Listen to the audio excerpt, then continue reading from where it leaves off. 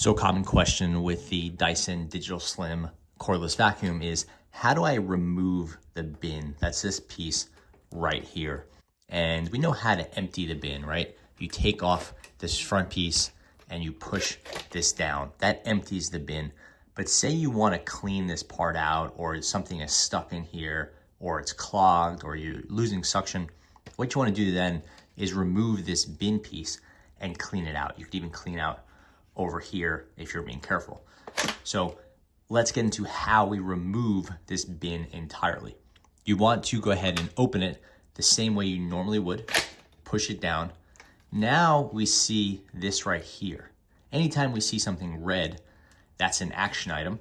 It means that item is meant to be, used, pushed, manipulated in some way.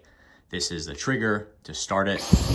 This is the way you open the bin. This is for removing the bin. And what you want to do is, with the bin open, push this tab down and pull this clear piece out. This little one button here, it just releases this piece right here so that this entire mechanism can slide off of the front of the Dyson. Essentially, this right here is a rail, and these two pieces right here slide into that rail. This just lets it move past a little tab so it can pull out. So now that we have this piece, you could wipe this down, remove any hair or debris. You can clean this piece off if there's any stuck dust or grime. You can clean out these seals if they're not closing properly. Sometimes this mechanism here gets clogged, what have you. To put everything back together, you want to orient it properly. This door faces away from the vacuum.